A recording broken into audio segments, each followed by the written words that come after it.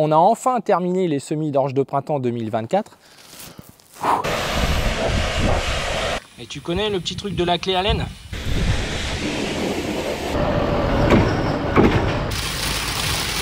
Au regard d'une météo. Alors c'est parti pour les engrais. Alors tant qu'il y a du vert, il y a de l'espoir. Donc en réalité, la nature a horreur du vide. Je fais mon esclave de la politique agricole commune. Différence de tarif, 25 € la dose dans ma coopérative en plus. C'est difficile d'être patient, mais à ce niveau-là...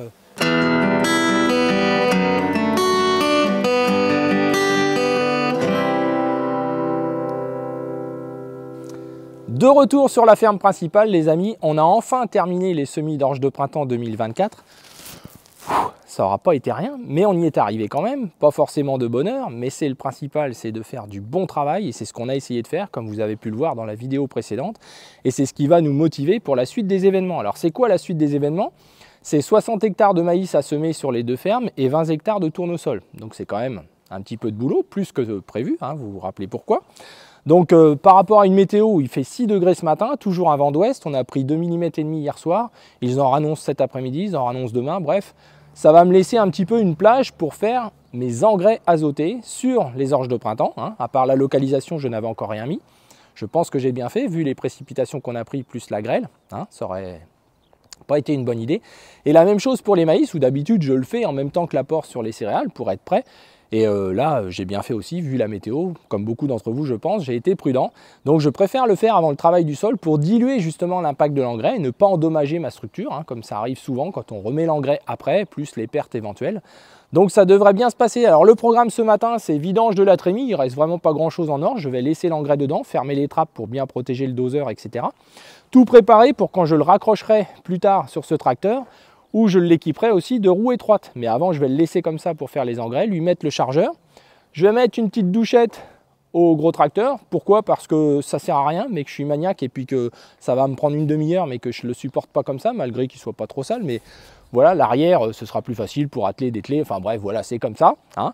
Et puis de toute façon, il n'y a rien qui se précipite parce que je pense que pour les terres à maïs et tournesol, c'est un petit peu juste. Il faut être patient, car si on les prend mal, on va être fichu pour la suite des événements, surtout si on n'utilise pas d'outils animés, d'outils artificialisant les sols, qui vont encore les fragiliser pour la suite, les amis. Alors soyez patients, je vous en prie, soyez patients, c'est le principal des terres, mais en général, quand vous avez du mal à préparer vos sols, je le vois par rapport au téléphone, c'est souvent parce que vous avez du mal à être patient, et je sais que c'est difficile, on a tous ce cas-là, un objectif à la fois, vous allez voir, ça vous soulage le cerveau, même si la nuit, ça peut vous travailler quand même, c'est un moyen efficace.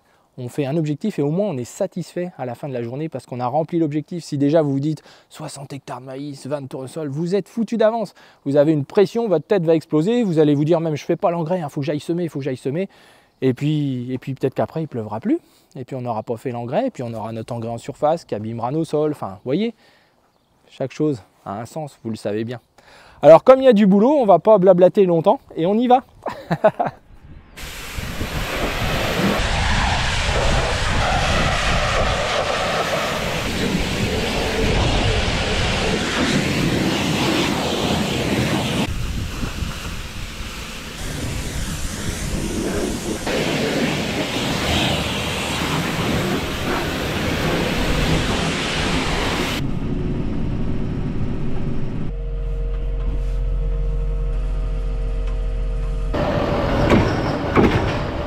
La pression des pneus très importante, surtout après le semis.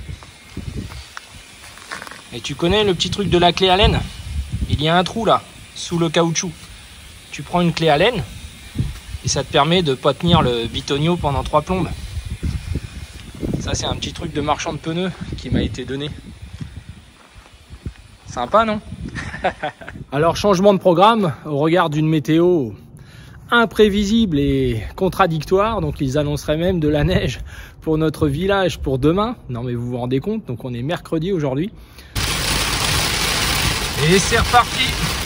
Alors du coup je n'ai pas fait l'engrais hier puisqu'il y a eu beaucoup d'averses régulières. Et donc j'en profite de ce temps mort entre guillemets pour changer les roues du tracteur, tant pis, pour gagner du temps, pour dès qu'il fera meilleur, pouvoir être prêt. Il y aura déjà assez de choses à faire après avoir fait les engrais. En sachant qu'avec les températures actuelles, il fait 4 degrés le matin, je ne suis pas du tout enclin à envisager le semis de quoi que ce soit, ni tournesol, ni maïs. Et je pense que vous êtes d'accord avec moi. Alors, on va se démonter ça et puis on passera à autre chose ensuite. Ah, le démontage des roues étroites, ça se fait beaucoup mieux avec ce type de chariot où on peut le faire en toute sécurité, en moins d'1h30, même tout seul. J'utilise aussi les relevages double effet de ce tracteur pour me faciliter la tâche. Cette année, j'ai utilisé le chargeur pour les roues avant. Et je vous mets aussi les dimensions des roues étroites, si des fois ça en intéresse certains. Alors c'est parti pour les engrais avec un froid de canard les amis, incroyable cette météo. Donc on va faire les orges de printemps qui n'ont reçu que de l'engrais localisé, hein, donc vraiment pas grand chose, 6-7 unités d'azote. Donc là on va mettre de l'azote soufré hein, avec la répartition idéale, hein, donc c'est un 27 plus 10, donc 27 d'ammonitrate plus 10 de sulfate de calcium, donc il y a aussi du calcium dedans. On va faire les champs de maïs, donc en mettant 80 unités je pense, puisque je vais en localiser un petit peu et j'en garde pour plus tard. Avec la météo il faut être prudent. Et puis les champs de tournesol je n'en mets pas puisque je vais localiser les 50 unités totales, hein, donc associées à un petit peu de phosphore dans une trémie et le solde d'azote dans la deuxième trémie, dans le deuxième compartiment. Voilà donc le programme de la journée et ensuite je rebasculerai sur la ferme principale pour aller faire les parcelles qui vont être en maïs. Ensuite les semis a priori pour la semaine à venir c'est foutu avec des 0 degrés le matin, donc heureusement que c'est encore dans les sacs. On va surveiller les orges de printemps vis-à-vis des limaces car ça c'est un temps qu'elles adorent, n'est-ce pas? Et puis les orges de printemps qui ont trinqué avec la grêle, eh bien ça pousse pas vite, ça se remet pas bien. Le désherbage fait beaucoup de mal, bref, c'est pas gagné. Allez, on y va. Alors je prends les big bags 2 par 2, je peux en mettre 6 facilement et même au-delà puisque je peux mettre jusqu'à 4 tonnes dans mon épandeur. Ce que j'apprécie, c'est l'échelle arrière que l'on peut déplacer et ça, c'est très pratique pour rester en toute sécurité et ne pas mettre les pieds dans les engrais. Ça, c'est le top. Et puis, on a une bonne conservation d'une année sur l'autre grâce au big bag. C'est tout l'intérêt. Et puis, on est autonome. J'apprécie aussi le 3e point hydraulique qui me permet un réglage sur place toujours parfait. Allez, en route pour les apports de nutrition azotée et soufrée pour les orges de printemps qui malheureusement ont bien souffert. Alors voilà l'orge de printemps qui se retape gentiment, mais c'est quand même pas gagné.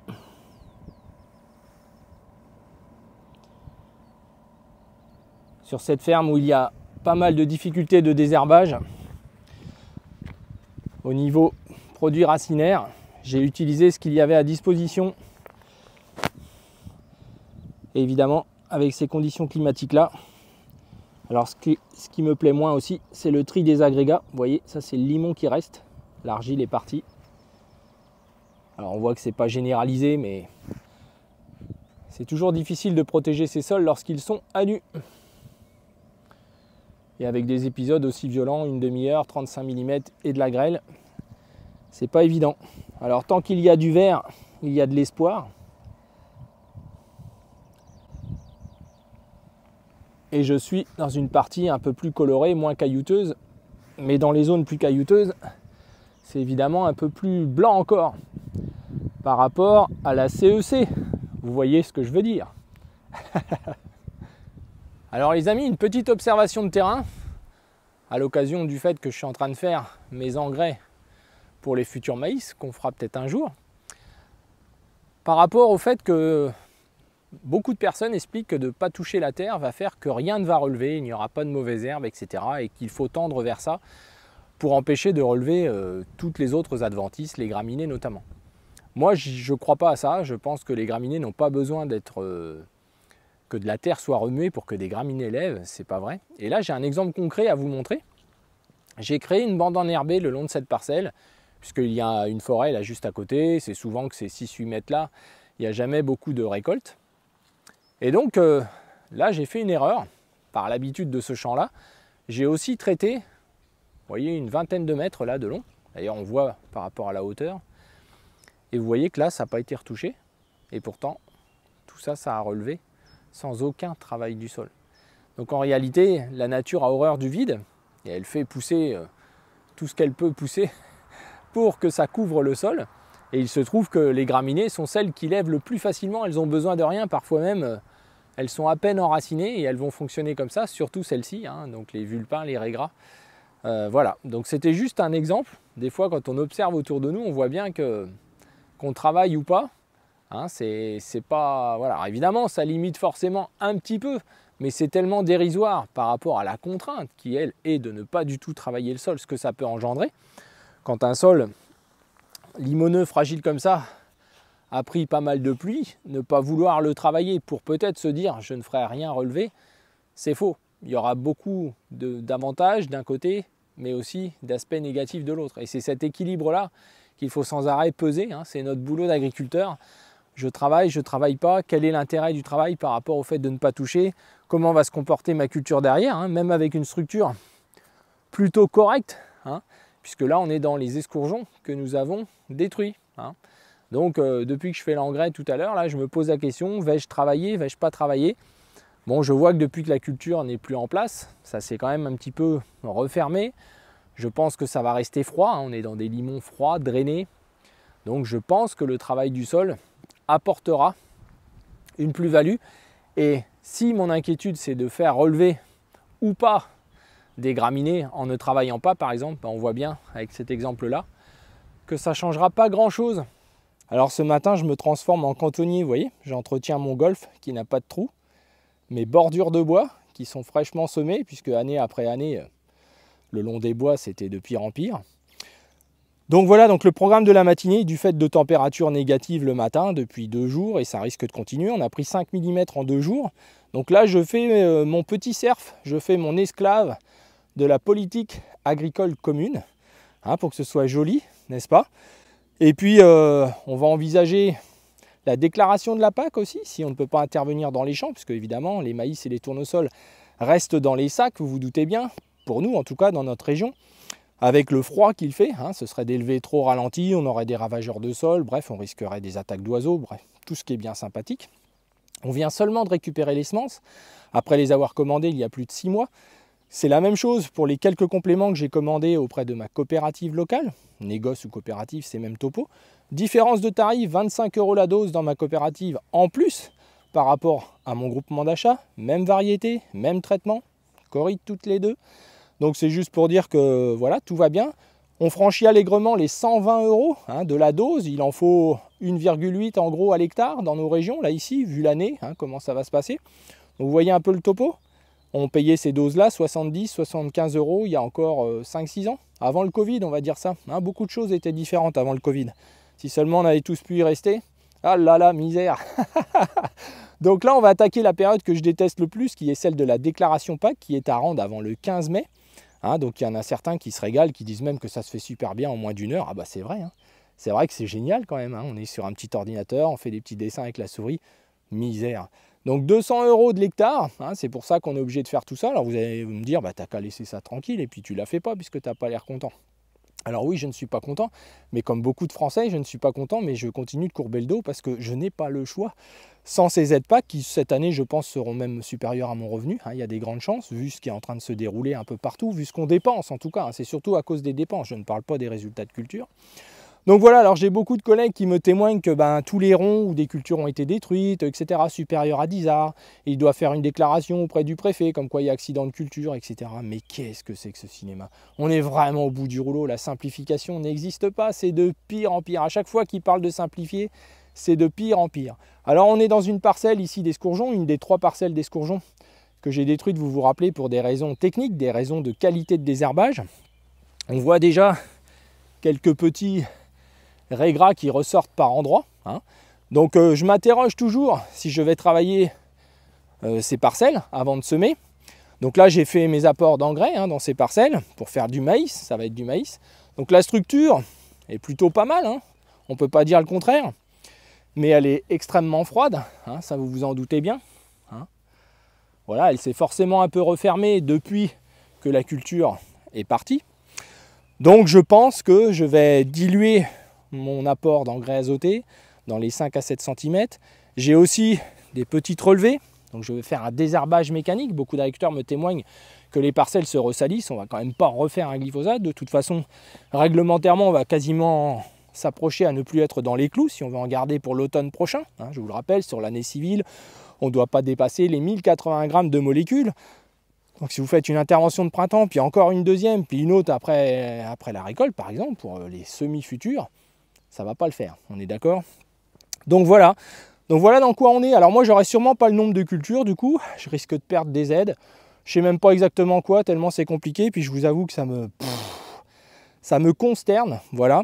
Donc, puisqu'en effet, là, ça, est-ce qu'il faut que je le déclare pour dire, bah oui, j'ai eu un problème technique, donc j'ai détruit ma culture, alors que l'aide à l'hectare, pour moi, ne changera pas. Si je fais un maïs, des topinambours, des citrouilles, c'est pareil. Voilà. Bienvenue dans la simplification, mais on aura l'occasion d'en reparler. Donc cet après-midi, si tout va bien, je fais mon cantonnier là toute la matinée, d'entretenir mes jachères là où je peux accéder. Et puis cet après-midi, on va rouler les orges de printemps. Alors les amis, on va conclure cette vidéo dans cette parcelle d'orge de printemps où je suis en train de rouler la dernière que nous avons semée, à la fois pour consolider dans les zones les plus argileuses et dans les mouillères, surtout avec ce temps très extrême, mais aussi pour les zones de cailloux, bien entendu, pour la récolte. Alors les parcelles d'orge de printemps qui sont déjà levées, qui ont souffert de la grêle et de la pluviométrie importante en une demi-heure, c'est pas la peine de les rouler pour le moment car c'est devenu tellement ferme que les cailloux ne sont pas rentrés en terre par le rouleau. Donc je risque plus d'abîmer mes billes alors que je viens de le restaurer, je ne vais pas remettre le couvert. Donc on a en bilan et en conclusion de cette vidéo un climat très extrême avec des variations incroyables en très peu de temps. Beaucoup d'agriculteurs l'apprennent à leurs dépens en ouvrant leur sol un petit peu trop tôt. C'est difficile d'être patient mais à ce niveau-là, c'est vraiment un sacerdoce, il faut être franc, c'est très difficile d'attendre, de voir les jours passer et de ne pas avancer dans son travail. C'est notre cas, hein, tout est dans les sacs et ce sera peut-être pour la semaine prochaine, mais c'est même pas sûr. Hein. Ils annonceraient de la neige demain matin, hein. On est mardi, mercredi matin, nous ici, ils annonceraient de la neige à 6 h du matin, c'est pour vous dire. Ce matin, il y avait -1, la veille 0 degré, bon bref. Donc c'est pas un temps facile et surtout ça sèche très vite. Donc les labours deviennent extrêmement blancs, les terres qui ont été reprises ou les labours qui sont faits en ce moment, le lendemain sont déjà comme de la pierre de lave. Donc il faut être extrêmement patient. C'est ce qu'on a fait ici, hein, quand on a semé. On fait un bon travail, mais c'est clair que si la météo était imprévisible et que il tombe beaucoup de pluie, ce serait compliqué. On a vu, hein, que les orges sont déjà en train de germer avec les petites pattes, là c'est bon signe. Pour certaines, elles sont un petit peu plus profondes, en protection c'est pas plus mal. Voilà, alors on va essayer de gérer cette météo-là pendant le reste de la semaine. J'ai mon nouvel outil qui arrive, donc on aura l'occasion d'en reparler. Hein. C'est le même qu'avant, c'est juste un renouvellement. On aura l'occasion d'en parler dans la prochaine vidéo. Pour le moment, je vais vous souhaiter à tous beaucoup de courage, de rester encore une fois patient, comme je vous le disais dans la dernière vidéo terrain. Moi-même, voilà, la chance que j'ai, c'est d'être extrêmement occupé, donc ça m'évite sans doute de trop cogiter.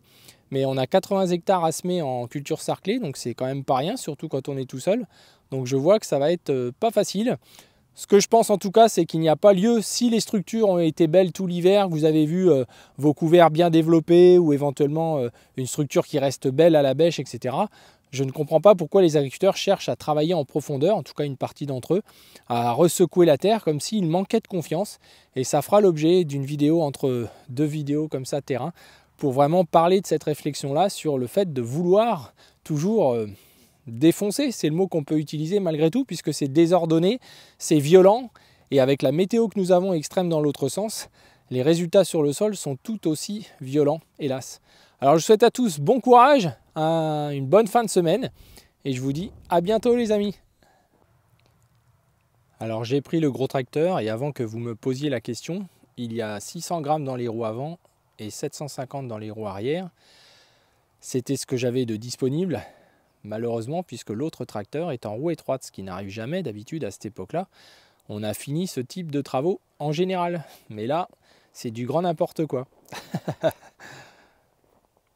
Voilà les amis, donc on fait attention aux billes, c'est pour ça que les autres orges de printemps ne seront pas roulées, à moins qu'il pleuve un petit peu, et l'objectif est de venir désherber ces parcelles jeudi, qui serait une journée sans vent, et ensuite on pourra passer à la suite des autres semis et des autres travaux, ce qui fera l'objet sans doute de quelques vidéos.